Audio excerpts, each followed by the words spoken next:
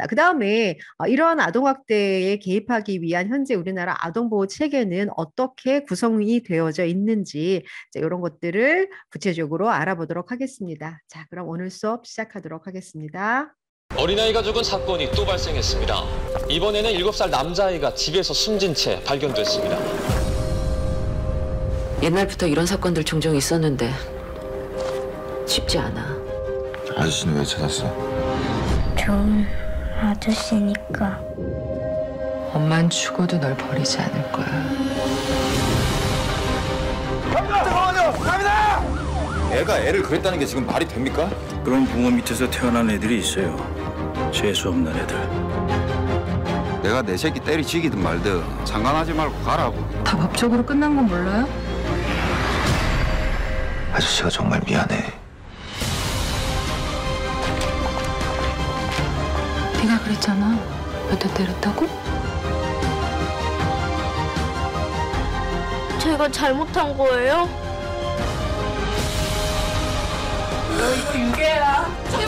누나 한 번만 도와줘. 내가 다 잘못해서 그래.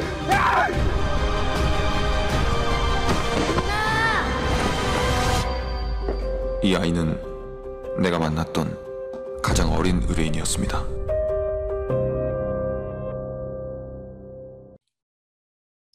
자, 영화의 일부분을 간단히 2013년에 서울에서 일어난 아동학대 사망 사건과 그 다음에 거의 같은 시기에 울산 지역에서 일어난 아동학대 사망 사건으로 인하여 아동학대에 대하여 뭔가 이 가해자에 대한 처벌이 너무 미미하다라고 하는 그런 사회적 공분이 굉장히 많이 일어났었습니다. 자, 그래서 그 이후에 지금까지 그러니까 현재까지 2013년까지 운영되어져 왔던 아동학대에 대한 처벌 기준 이런 것들을 강화하고 아동학대 피해를 입은 아동들을 좀 더 보호하고자 하는 그런 측면에서 제도의 변화가 필요하게 되었어요. 그래서 우리가 이제 여러분들이 아마 들어보셨을 수 있는데 아동학대 처벌에 관한 특례법이라고 하는 것을 이 두 사건 이후에 만들었고 그 특례법의 주요 골자는 아동학대 가해자를 좀 더 엄중하게 처벌하는 것과 그다음에 피해 아동을 보호하는 이제 그런 내용들을 좀 더 담고 있는 그런 법이라고 할 수 있습니다. 뒤에 좀 더 간단하게 지금 설명드렸는데요. 이어서 좀 더 설명을 드릴게요. 근데 실은 이제 우리 책에는 이제 아동학대 특례법에 대한 구체적인 내용은 나오지는 않아요. 근데 이제 여러분들이 이제 지금 현재 아동학대에 대한 서비스 이제 이런 것들은 2013년에 있었던 이 사건을 계기로 하여서 특례법을 만들었고 특례법의 내용을 골자로 하여서 아동에 대한 학대 아동에 대한 서비스 개입이 이루어지고 있습니다. 그래서 책에는 안 나오긴 하지만 그래서 여러분들이 아동학대에 대한 법 조항은 그런 특례법이 있구나라고 하는 정도는 아시면 좋을 것 같아요. 자, 뭐 이런 아동 학대에 대한 사건이 뭐 비단 뭐 이 사건만 있는 게 아니라 가장 최근에는 또 2016년에 또 여러분들이 들었을 수 있을지도 모르겠는데요. 원영이 사건이라고 이제 평택에 있는 원영이가 계모에 의해서 뭐 목욕탕에서 숨진 채로 발견되는 이제 그러한 사망 사건이 있었고요. 또 2020년에는 뭐 여러분들 최근에 이제 뉴스를 혹시 관심 있게 보신 분들이라면 들었을 수도 있는데 이제 가방 안에서 아이가 사망한 그런 사건이 발생이 되기도 하였고 또 가장 최근에는 2021년에 여러분들도 아마도 다 한 번쯤은 들어봤을 그런 정인이 사건이 있었죠. 그래서 입양한 아동이 입양 후에 양부모에 의해서 양부모의 학대에 의해서 사망하는 사건이 그래도 가장 최근에 많은 사람들의 공분을 산 그런 아동 학대 사건이라고 볼 수가 있습니다. 자, 지금 여기에서 말씀드린 아동 학대 사건은 모두가 이제 아동들이 사망한 그런 사건이죠. 그래서 그럼 실제로 아동 학대에 의해서 아동 사망률이 그렇게 높은가요?라고 여러분들이 물어보신다면 그렇게 높지는 않아요.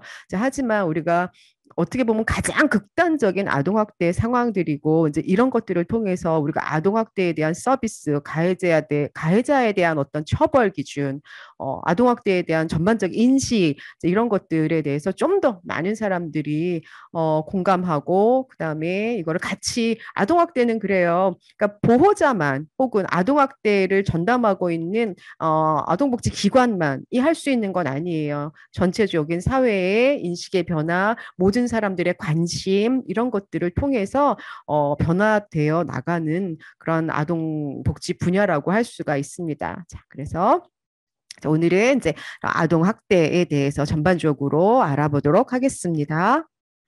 자, 우선 이제 아동학대를 얘기할 때 아동학대가 뭐냐? 물론 여러분들이 뭐 아동학대라고 하면은 대체로 그냥 머릿속에 개념들은 있으실 거예요. 자, 그런데 좀 더 구체적으로 법에서 뭐라고 규정되어 있는지를 한번 살펴보도록 하겠습니다. 자, 아동복지법. 우리가 이제 아동 이 복지를 배우면서 대부분의 서비스, 모든 서비스들이 아동복지법의 규정에 의하여 실천이 되고 있다라고 이미 말씀을 드렸어요. 자, 아동복지법에는 아동학대에 대해서 다음과 같이 규정을 하고 있습니다. 자, 아동학대란 보호자를 포함한 성인, 꼭 보호자뿐만이 아닌 거죠. 성인에 의하여 아동의 건강, 복지를 해치거나 정상적인 발달을 저해할 수 있는 신체적 학대, 정신적 학대, 혹은 정서적 학대, 성적 학대, 혹은 폭력 및 가혹행위를 모두 우리가 아동학대라고 일컫고 있습니다. 또한 그뿐만이 아니라 이렇게 신체 정신적 혹은 정서적 학대 및 폭력 이외에 아동의 보호자가 아동을 유기하거나 버리는 거죠.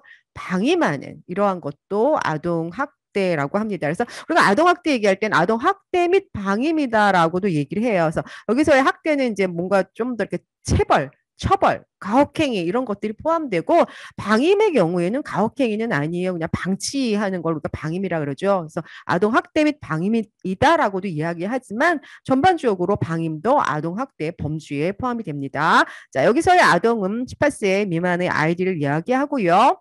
보호자라고 하는 건 우선적으로 친권자를 의미합니다. 그렇죠. 법적 부모를 말하는 거고요. 자, 그다음에 보호자가 법적인 부모님이 안 계신 아이들 같은 경우에는 후견인이 있습니다. 만약에 이제 보호자가 사망을 하였거나 그래서 시설이나 시설에서 자라게 되는 아이들의 경우에는 시설장인이 아동들의 후견인 혹은 법적인 보호자 부모님 아니지만 법적인 후견인이라고 이야기를 합니다. 이런 후견인들 그다음에 아동을 보호하거나 양육하거나 교육하는 그런 모든 사람들 그렇죠. 이런 보호하거나 양육하거나 교육하거나 또 그 의무가 있는 사람들이죠. 뭐 어린이집 선생님, 학교 선생님, 뭐 유치원 선생님, 뭐 이런 등등등. 자, 그다음에 뭐 업무, 고용 등의 관계로 사실상 아동을 보호하고 감독하는 모든 사람들 우리가 보호자라고 칭합니다. 자, 그래서 18세 미만의 아동을 보호하는 모든 사람이 보호자다라고 여러분들이 이해하시면 됩니다. 그러니까 성인이에요. 성인. 아동의 보호에 의무를 가지고 있는 모든 성인들 뭐 그 안에는 뭐 부모, 친권자도 있어, 후견인도 있을 수 있고 선생님도 있을 수 있고 아동들을 뭐 고용한 그러한 사람들도 뭐 있을 수 있다라고 하는 거죠.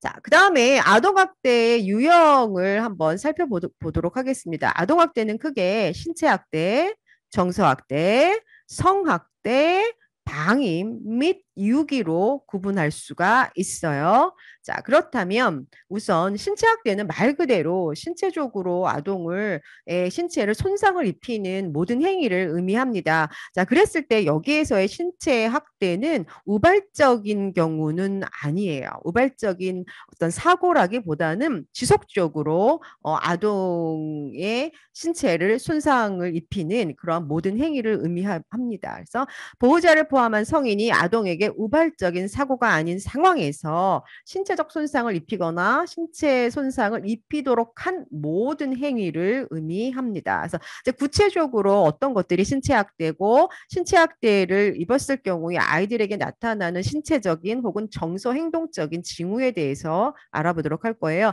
자, 우리 책에는 이렇게 이제 학대 분류가 쭉 나오고 그다음에 뒷부분에 이어서 이런 징후 혹은 영향들이 나오는데요. 우리가 이제 이러한 학대들을 구분하여서 쭉 이야기하면서 그 학대로 인한 여러 가지 징후를 함께 살펴보는 게 더 좋을 것 같아요. 그래서 이렇게 표로 함께 제가 제시를 하였습니다. 자, 우선 뭐 신체학대는 말 그대로 아동의 신체를 손상시키기 위해서 뭐 물건을 던지고 뭐 움켜잡고 그다음에 때리고 가장 뭐 흔한 거죠. 때리는 행동, 그다음에 위협하는 거, 뭐 패는 거, 그다음에 여러 가지 위험한 도구로 아동들을 위협하는 그런 모든 행위를 우리가 신체 학대라고 이야기를 합니다. 뭐 묶는 거, 뭐 이런 모든 것들.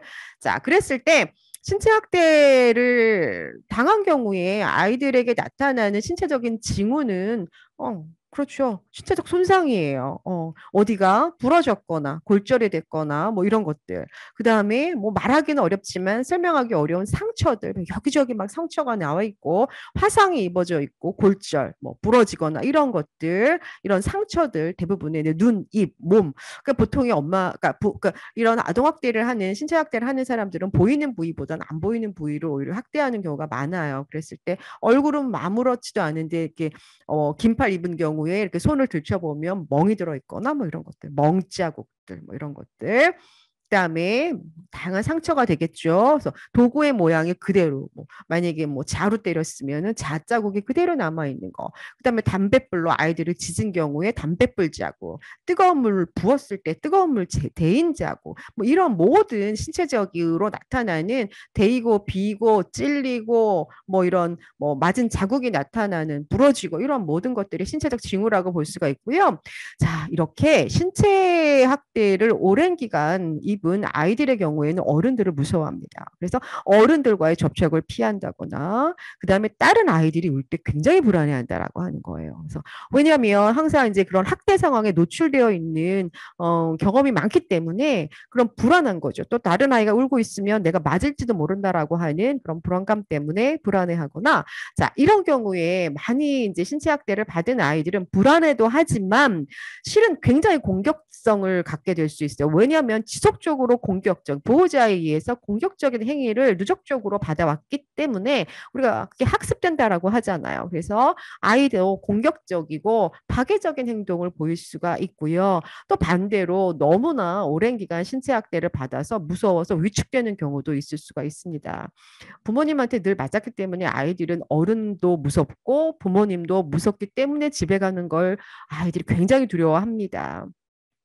그래서 늘상 경계심을 갖고 있는 이제 그런 태도를 보일 수가 있어요. 자, 이런 신체학대가 어떻게 보면 아동학대에서는 가장 대표적인 유형이라고 볼 수가 있는데요. 자, 이거는 금방 보여요. 알아요. 이 아이가 학대를 받았구나 알 수 있으나 이제 문제는 정서학대죠. 정서학대는 직접적인 신체 손상을 입히는 건 아니에요. 하지만 지속적으로 아이들의 인격을 무시한다거나 아이들의 존재를 무시하는 것과 같은 말과 행동을 하는 거예요. 그래서 또는 부당한 대우를 하는 그러한 것들을 우리가 정서학대라고 합니다. 그래서 정서학대는 실은 표가 많이 안 나요. 그렇기 때문에 이 아이가 뭐 단기간 동안에 정서학대를 받았다 그래서 또 금방 그것이 눈에 두드러지게 아이의 행동 특성으로 나타나는 경우는 그렇게 흔치 않아요. 그래서 지속적으로 오랜 기간 이렇게 아이를 엄마가 혹은 부모님이 무시하거나 인격적으로 대하지 않는 이러한 대우를 지속적으로 받았을 때 아이들에게 나타나는 그런 징후들을 통해서 정서학대를 받았구나라는 걸 짐작할 수 있는 거예요. 그래서 정서학대는 뭐 언어적으로 모욕적인 거, 그다음에 위협적이고 뭐 원망적이고 거부적이고 뭐 이런 태도를 보여주는 거예요. 그다음에 언어 폭력을 하는 거죠. 아이한테 막 욕을 한다거나 무시하는 그런 행위를 한다거나 그런 언어 표현을 지속적으로 한다거나 그다음에 아이 감금하는 거. 오래 뭐 여기 벌서고 있어 하고 오랫동안 아이를 무서운 방에 혼자 불 꺼놓고 있게 한다거나 그다음에 뭐 원망하고 거부적인 적대적인 아이가 막 오려고 하는데 안아주지 않고 싫어하는 말을 있는 그대로 표현을 한다거나 내가 널 왜 낳아서 뭐 라든가 너 같은 거는 뭐 라든가 와 같은 이런 아이들을 이제 경멸하는 듯한 언어 폭력을 지속적으로 하는 거. 그다음에 또 하나 우리가 정서학대의 어떤 유형을 쭉 살펴볼 때 아동들 앞에서 부모님들이 지속적으로 싸우는 행위를 보여주는 것만으로도 이것은 정서적 학대가 될 수 있다라고 하는 거예요. 자, 정서학대는 이제 이렇게 부모님들이 널 싫어해, 너 같은 것 때문에 뭐 이런 식으로 지속적으로 부모님들한테 그런 어떤 표현을 받았을 경우에 아이들이 단기간에 그런 결과가 나타나진 않지만 지속적으로 그런 부정적인 영향으로 인하여 아이들이요 성장 발달에 장애를 초래할 수 있다라고 하는 거예요. 우리가 여러분들 예전에 제가 사랑의 불시착인가 그 영화 그 드라마를 보면서 손예진이 그 현빈에게 토마토를 선물을 하면서 예쁜 말 해주면 잘 자란다라고 막 그랬잖아요. 맞아요. 우리가 예쁜 말을 해주고 아이들을 진심으로 사랑을 가지고 대할 때 아이들은 그런 심리적인 힘을 바탕으로 신체 성장, 뭐 심리적 성장 이런 것들이 원만하게 이루어질 수 있어요. 하지만 이렇게 정서 확대만으로도 실은 아이들이 커나가는데 영향을 줄 수 있다라고 하는 거죠. 실제로 이런 정서 학대를 지속적으로 받은 아이들의 경우에는요, 신체 성장이 저하되는 경우가 많아요. 아이가 뭐 가는 뭐 발육이 늦다거나와 같은 이제 그런 문제가 발생할 수 있다라고 하는 겁니다. 그래서 우리가 그렇잖아요. 그러니까 먹여주고 입혀주는 것만으로 아이가 다 자랄 수 있는 거예요. 적당한 사랑을 주고 아이들 보듬어주고 보살펴주는 그런 사랑으로 심리적으로 보살펴주는 그런 것들을 통해서 아이들이 애착을 갖게 되는 거잖아요. 그걸 통해서 아이들이 신체 성장도 더불어 일어날 수 있다라고 하는 거죠. 그래서 신체 성장, 신체 발달에 저하를 보이는 경우가 더러 나타나기도 하고요. 자, 그다음에 아이들의 언어 발달은 부모님들과 그런 긍정적 상호작용을 통해서 언어 발달이 순조롭게 이루어질 수가 있어요. 자, 그런데 여기에서 보면은 이러한 정서학대는 아이들과 부모님들의 긍정적 상호작용이라고 보기는 굉장히 어려운 상황들입니다. 그렇기 때문에 아이들의 언어 발달에 있어서도 굉장히 많은 부정적인 영향을 받을 수가 있고 결과적으로 언어 발달에 장애도 초래될 수 있다라고 하는 거예요. 자, 이렇게 지속적으로 부모님으로부터 넌 싫어, 너는 뭐 이 세상에 오지 말아야 돼와 같은 이제 그런 부당한 대우를 받고 자라는 아이들의 행동적인 특징을 보면은 굉장히 뭔가를 쪽쪽 빨고 있는 아이들이 많아요. 일단 불안한 겁니다. 뭔가 욕구가 충족이 안 되고 불안하고 두렵고 뭐 이러한 아이들의 행동으로 나타나는 게 어린 아이들의 경우에 더 그렇죠. 그래서 빠는 행동, 특정 물건에 지속적으로 집착을 보이는 행동, 이런 행동들을 많이 보여요. 자, 뿐만이 아니라 거부적인 행동, 부모님으로부터 거부적인 행동을 받았을 경우에 아이들은 지속적으로 이제 이러한 행동들이 계속 그러한 영향을 받았을 때 이제 아이들이 이런 반사회적인 행동을 보이거나 아니면 파괴적인 행동을 보일 수가 있다라고 하는 거예요. 자, 그러니까 남들에 대해서 그러니까 우리가 이제 이런 정서적인 학대를 지속적으로 받는 아이들은 기본적으로 부모님과 좋은 애착 관계를 맺기가 어려워요. 자, 이렇게 좋은 애착 관계를 맺기 어려운 아이들한테 나타나는 게 사람들과 관계 형성하는 게 어려워요. 그러다 보니 반사회적인 행동이라든지 아니면 충동적이고 이런 파괴적인 행동들도 나타날 수 있다라고 하는 거고요. 아이들이 이제 늘상 불안하기 때문에 늘 이제 신경질적인 어떤 그런 상태를 보입니다. 그래서 잠자는 거 이런 것도 어렵고 또래와 함께 놀이하는 것도 실은 굉장히 힘들어하는 아이들도 있어요. 그래서 더러의 아이들은 이제 공포감을 표현하거나 굉장히 히스테릭한 그런 신경질적 반응을 보이는 아이들도 있습니다. 그래서 이런 경우에 이제 아이들이 극단적인 경우에 청소년기에 가서는 자살을 시도하는 경우도 굉장히 많고요. 자, 이런 정서학대에 오래된 노출은 아이들의 발달을 지연시키는 결과를 초래할 수도 있습니다. 자, 실은 이제 신체학대도 굉장히 무섭지만 정서학대도 아이들의 발달에 있어서 굉장히 부정적인 영향을 많이 미치는데 문제는 정서학대는 눈에 두드러지게 나타나지 않기 때문에 우리가 쉽게 학대로 신고하기에는 어려운 상황이 있을 수도 있다라고 하는 거죠. 자, 그다음에 이제 성학대라고 하는 거는 말 그대로 이제 성인이 자신의 성적인 어떤 충족을 위해서 아이들을 함께 성적 행동을 하는 거를 의미합니다. 자, 뭐 그렇죠. 그래서 요즘에는 이제 아이들이 그렇지 않으면 어른들이 뭐 하나 줄게, 우리 집에 갈래 하면 안 돼요, 싫어요, 따라가지 마, 이런 교육을 시키는 것도 굉장히 중요하거든요. 자, 그래서 이렇게 성적인 학대를 받은 아이들의 경우에는 그러니까 성적 학대라는 건 그거예요. 뭐 어떤 성관계를 맺는 것뿐만이 아니라 이제 아동의 성기를 만지는 거, 그다음에 성인의 성기를 만지도록 강요하는 거, 아이들 앞에서 성인이 옷을 벗고서 이제 자신의 어떤 뭐 그런 부위를 만지는 거, 그다음에 강제로 막 아이들을 안는 거, 아이들 벗기는 거, 포르노 비디오를 보여주는 거, 실제로 강간 행위를 하는 거, 자, 그다음에 뭐 이런 것들, 아이들 매춘 행위를 하게끔 하는 거. 자, 이런 것들이 성학대의 그런 형태라고 볼 수가 있고요. 실제로 이제 이런 성적인 학대를 받은 아이들 경우에는 이제 아무래도 가장 그렇죠. 특히 이제 임신의 그런 상황이 된 아이들, 그렇죠. 그런 아이들이 임신이 될 수 있는 가능성도 있고요. 그 다음에 이제 성병에 그런 감염이 될 수도 있고요. 그 다음에 회음부나 뭐 이런데 아무래도 막 강제로 성적인 행동을 강요했기 때문에 그런 뭐 출혈이라든지 멍이라든지 뭐 파열이 된다거나와 같은 이제 그러한 문제들이 나타날 수 있고요. 그러다 보니 아이들이 이제 막 걷는 것도 좀 아플 수가 있고 그런 행동들이 나타날 수 있는 거예요. 그런 신체적인 징후가 보일 수 있습니다. 자, 이렇게 성학대를 경험한 아이들의 경우에는 굉장히 이제 어떻게 볼까요? 굉장히 일단 이런 것들도 이런 문제들도 보일 수 있지만 굉장히 무서움을 경험을 합니다. 불안하고 때로는 우울하고 굉장히 큰 성인에 대한 공포 이런 것들을 보일 수가 있고요.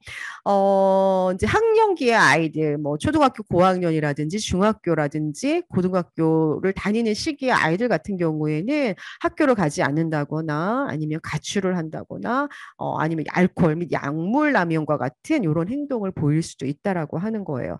특히 이제 어린 아이들 같은 경우에 이런 이제 성적인 학대를 받은 경우에 성에 대한 이상한 과도한 지식을 갖고 있다거나 아니면 이제 좀 학령기 아이들 같은 경우에는 이제 이런 행동들로 인해서 뭐 성관계가 문란해질 수 있다거나 뭐 아니면은 원조 교제를 경험한다거나와 같은 이제 그러한 문제들이 나타날 수가 있습니다. 자, 그다음에 여기 보면은 행동의 급격한 변화가 일어날 수 있습니다. 실은 이제 다른 학대들도 마찬가지겠지만 성학대를 경험한 아이들의 경우에는 굉장히 심리적으로 우울하고 불안하고 공포심이 더 극대화된 상태에 놓여 있다라고 볼 수가 있어요. 자, 그렇기 때문에 행동상의 급격한 변화를 보일 수도 있습니다. 갑자기 아이가 방에서 나오지 않는다거나 아니면 갑자기 아이가 소리를 지른다거나 성인만 보면 무서워한다거나 와 같은 이제 그런 극도의 히스테리컬한 반응을 보이는 것 같은 이제 그런 행동을 일시적으로 굉장히 심각하게 이제 보이는 이제 그런 거 아니면 지나치게 무기력한 행동을 지속적으로 보이거나 와 같은 이제 그런 행동을 보일 수가 있습니다. 자, 이런 학대들뿐만이 아니라 이제 방임 역시 아동학대의 유형인데요. 이제 방임 같은 경우에는 보호자가 아동들을 고의적으로 반복적으로 양육을 혹은 보호를 소홀히 하는 거예요. 아이가 끼니를 먹어야 하잖아요. 삼시세끼를 먹어야 되는데 끼니를 챙겨주지 않는다거나 아니면 아픈데 병원을 데려가지 않는다거나 아이에게 아이를 씻기지 않는다거나 아니면 아이를 이제 보호해야 되는 그런데 돌봐주지 않고 아이만 두고 나간다거나 장시간 동안 이런 거예요. 자, 이렇게 아이들을 고의적으로 반복적으로 아동을 보호하는 걸 소홀히 하는 걸 통해서 아동이 정상적인 발달을 저해받을 수 있을 때 자, 이런 것들을 이런 모든 행위를 방임이라고 이야기합니다. 그래서 기본적 의식주를 제공하지 않는 것, 그다음에 지속적으로 불결한 환경에 노출시키는 거예요. 그래서 아동들을 뭐 청소를 하지 않고 치우지 않고 불결한 그러한 주거 상황 속에 지속적으로 노출시키는 것도 방임이라고 볼 수 있어요. 그다음에 아이들을 학교에 보내지 않는 행위들, 그다음에 필요한 의료적 처치를 하지 않는 그런 모든 행위를 우리가 방임이라고 이야기합니다. 그래서 방임은 지금 말씀드린 것들을 다시 이제 구분을 하면 이렇게 물리적, 정서적, 교육적, 의료적 방임으로 구분할 수 있어요.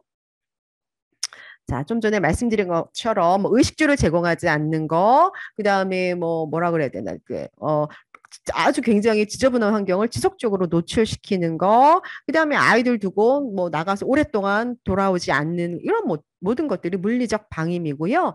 그다음에 정서적인 방임 같은 경우에는 정서적인 학대하고 크게 다르지 않아요. 그러니까 아이들을 모욕적이고 경멸적인 그런 언어 표현을 한다거나 뭐 이런 양육 태도를 보이는 이제 그런 것들을 정서적 방임이라고 하고요. 교육적 방임은 학교 보내지 않는 거예요. 자, 우리 지금 의무 교육이잖아요. 자, 의무 교육에서 학교 보내지 않는 것은 방임 행동에 해당이 됩니다. 그다음에 의료적 방임은 말 그대로 아픈데 병원 데려가지 않는 그런 모든 행위를 이제 의료적 방임이라고 얘기할 수 있어요. 자, 이렇게 방임을 경험한 아이들의 경우에는 일단 배가 고파요. 그다음에 위생 상태가 굉장히 열악해요. 아이가 씻지 않고 옷도 빨지 않은 옷을 지속적으로 입는다거나 구강 상태가 굉장히 안 좋거나 아니면 오랫동안 방임되어 있기 때문에 이게 이제 아이들의 계절에 맞지 않는 옷들을 굉장히 입고 다니는 걸 볼 수가 있어요. 여름인데 겨울옷을 입거나 겨울인데 지속적으로 반팔을 입고 다닌다거나와 같이 그다음에 특히 이제 이 아이들한테 많이 나타나는 거 이런 구강 문제. 그다음에 애들이 늘 피곤합니다. 왜냐면 엄마가 돌보주지 않기 때문에 아이들끼리 있는 경우가 되게 많아요. 그럼 막 12시, 1시까지 뭐 텔레비전을 보고 잠을 자지 않는다거나 같아서 아이들이 만성 피로를 경험을 해요. 그리고 아이들이 이제 늘 불안정하고 왜 방에 보호자가 없으니까. 그죠? 그다음에 그래서 수업회 중에 이제 많이 졸죠. 그런 태도를 보이는 이제 그런 특징이 나타나고요. 자, 이게 오랫동안 이제 방임을 경험한 아이들 같은 경우에는 늘 이제 배고픈 게 주로 나타나는 그런 특징들이에요. 그렇기 때문에 먹을 게 있으면 허겁지겁 먹는 그런 행동을 많이 해요. 그다음에 감독, 그러니까 부모님이나 보호자의 지도 감독이 오랫동안 소홀히 된 상태를 볼 수가 있어요. 늘 엄마 아빠가 집에 없는 이제 그런 것들. 그다음에 그러니까 위험한 행동이 늘 노출되어져 있는 거. 그러니까 얼마 전에 이제 인천에서 일어났던 그 라면을 끓여 먹다가 두 형제가 이제 화상을 입는 그런 큰 사건이 발생이 되었잖아요. 자, 이런 경우에도 엄마의 어떤 지도 감독이 지속적으로 소홀히 되었던 그런 상황들을 통해서 아이들이 위험 행동에 노출될 수밖에 없는 이제 그런 것들로 나타나는 거죠. 자, 그다음에 때로는 뭐 늘 이제 아이들이 배고프고 막 이러다 보니까 뭐 도둑질을 한다거나 뭐 빵을 훔친다거나 같은 이제 그런 행동을 벌일 수가 있고요. 그다음에 학교에 일찍 든 거예요. 왜냐하면 이제 학교가 집에 아무도 없으니까. 그다음에 집에 아무도 없으니까 집에 가고 싶지 않아서 뭐 학교 주변에서 늘 이렇게 맴도는 이제 그런 행동을 보일 수도 있습니다. 자, 이런 것들이 이제 방임당한 아이들에게 나타나는 이제 주요한 특징들이라고 볼 수 있고요. 자, 그다음에 아동학대의 5번째 유형은 유기라고 합니다. 유기는 뭐냐면 아동을 버리는 행동이에요. 유기 및 방임 이렇게 얘기하죠. 아동 그냥 방치하거나 아동 버리거나와 같은 이런 것들도 모두 아동학대의 유형이라고 합니다. 앞서서도 얘기했지만, 이제 우리가 이제 신체 학대 같은 경우에는 외형적으로 드러납니다. 하지만 기타의 학대는 실은 우리가 외형적으로 드러나는 게 아니기 때문에 지속적인 관심, 관찰, 뭐 이런 것들을 통해서만이 알 수 있는 것들이에요. 자, 그랬을 때 우리가 주변에 이러한 특징을 보이는 아이들이 있을 경우에는, 아동학대가 아닐까라고 한 번쯤은 의심해 봐야 한다라고 하는 거죠. 자, 이건 대한의사협회에서 내놓은 아동학대에 대한 이제 아동학대 예방을 위한 이제 지침서에서 나온 내용입니다. 그래서 아동의 위상 상태가 이제 불량하다. 이건 보통 이제 방임된 아이죠. 그다음에 이제 결혼 상태가 불안정한 경우에 엄마 아빠가 지속적으로 부싸움이 잦다거나 이혼 위기에 있거나 아니면 뭐 싸우고 나서 엄마가 나갔거나 아빠가 나갔거나 해서 뭔가 이제 결혼 상태가 불안정한 가정인 경우에 그다음에 아이들이 동년배에 비해서 발달 상태가 조금 지연되어져 있을 경우에 그다음에 대인관계에서 굉장히 아이들이 어려움을 겪는 경우에 자, 우리가 보통 이제 학대받은 아이들의 중요하게 나타나는 특징은 사람이 무섭기 때문에 선생님과의 관계, 또래와의 관계 굉장히 어려울 수 있거든요. 자, 그렇기 때문에 대인관계에서 위축되는 아이들, 불안한 아이들, 공격적이고 파괴적인 행동을 지나치게 보이는 아이들, 아니면 굉장히 순종적이고 아무 말 하지 않는 그런 아이들, 이제 위축되어진 아이들이 주로 이제 그렇게 그런 특징을 보이기도 합니다. 그다음에 엄마 아빠가 아이에 대해서 일관적으로 얘기하지 않아요. 부모님의 설명이 어제와 오늘과 다르게 설명할 때 뭔가 이상하다라고 여러분들이 한 번쯤은 혹시라도 나중에 사회복지사가 되시거나 아니면 아동과 함께 일을 하는 교사 및 상담사가 되신다면 이런 경우에 한 번쯤은 의심을 해봐야 됩니다. 자, 그다음에 아동이 아픈데 입원시키지 않는 경우 치료를 하지 않으려고 하는 거 굉장히 이것도 한번 의심해 봐야 하는 이제 그런 상황이 될 수 있습니다.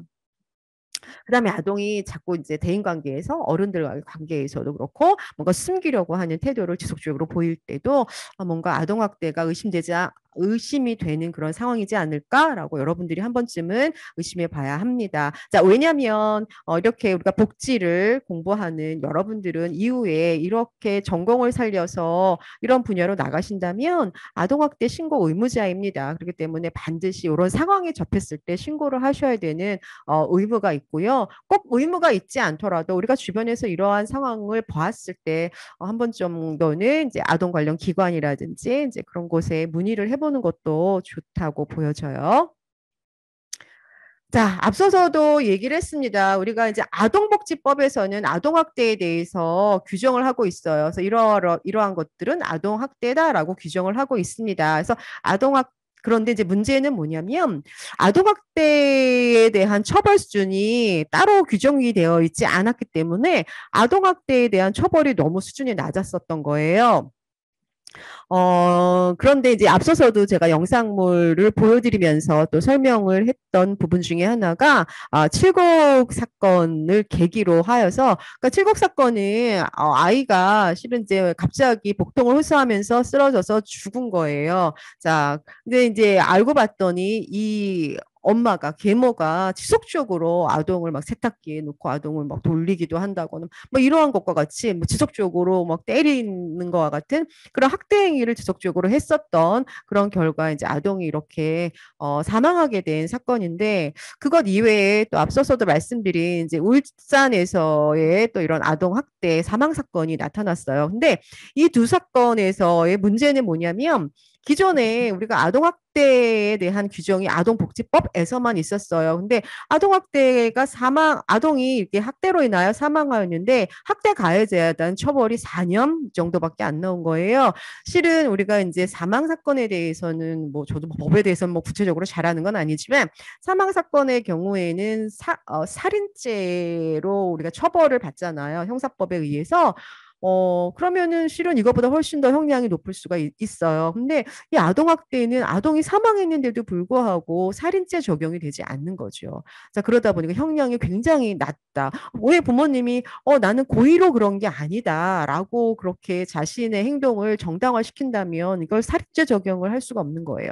살인죄라고 하는 건 고의로 사망을 하는 걸 알고서 저지른 범죄인데 이 경우에는 나는 얘가 이렇게 될 줄 몰랐다라고 해버리면 적용이 어려운 거죠. 자, 그래서 많은 이제 시민단체가 이러한 사건을 계기로 아동학대에 대한 또 다른 하나의 처벌 기준이 필요하다라고 시민단체가 막 그때 들고 일어났었어요. 그래서 만든 게 아동학대 범죄의 처벌에 관한 특례법이라고 하는 그런 특례법을 만들었습니다. 그래서 이건 일명 그냥 아동학대 특례법이라고 짧게 이야기를 합니다. 자, 그래서 아동학대 특례법에 의해서 기존의 아동학대 사망 사건을 사망 사건이 일어났을 경우에는 가해자에 대한 처벌을 좀 더 엄벌을 처할 수 있는 형량을 좀 더 강화시킬 수 있는 그러한 내용들이 규정이 되었고요. 그 다음에 피해를 입은 아동들에 대한 그런 보호 조치가 좀 더 강화가 되었다라고 하는 이제 그러한 내용들을 가지고 있는 게 이제 아동학대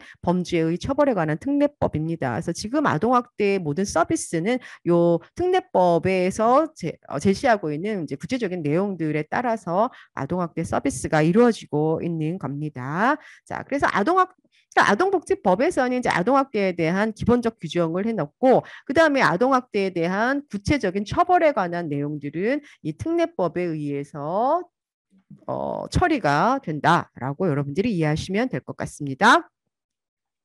자, 이렇게 이제 우리나라는 이제 아동학대에 대한 처벌이 아직도 미미합니다. 외국의 경우에는 실은 이렇게 뭐 성착취물을 제작한 것만으로도 이렇게 징역 600년, 아동이 사망에 이르게 된 뭐 사망 사건은 뭐 200년, 뭐 이런 식으로 이런 뭔가 굉장히 엄중한 그런 처벌을 가하는데 아직까지는 우리나라는 그 정도는 아니라고 하는 거죠. 자, 그다음에 정서학대에 대한 어떤 기준이 명확하지가 않기 때문에 정서학대는 굉장히 처벌하기가 쉽지가 않습니다. 근데 최근에 2014년에 영국에서는 정서학대를 처벌할 수 있는 기준을 만들었어요. 자, 그걸 우리가 일명 신데렐라법이라고 이야기를 합니다. 신데렐라법을 제정하면서 이제 정서적 학대에 대해서 최대 이렇게 10년까지 처벌할 수 있는 그런 조항을 만들었다고 합니다. 자, 그 다음에 이제 아동학대 원인에 대해서 한번 살펴보도록 하겠습니다. 자, 아동학대는 뭐 여러 가지 원인에 의해서 이루어질 수 있는 거죠. 어떤 문제라고 하는 게 한 가지 원인 때문에 일어나는 건 아니고요. 여기서 쭉 말씀을 드리니 여러 가지 원인들이 어찌 보면 복합적으로 작용하여서 아동학대가 발생될 수 있다라고 하는 거예요. 자, 그런데 이제 그러한 원인들을 이제 영역별로 한번 나눠서 살펴볼 건데, 우리 책에는 이런 식으로 뭐 병리적인 원인, 뭐, 그 다음에 상호작용 측면에서의 원인, 그 다음에 환경적인 이런 측면에서의 원인, 이렇게 세 가지 측면으로 살펴보았어요. 자, 근데 이런 것들을 나중에 다시 한번 이렇게 이런 식으로 한번 묶어서 구분을 하여서 다시 한번 정리를 하겠습니다. 자, 그렇다면 첫 번째 아동학대의 원인 중에 이제 가장 지고 있는지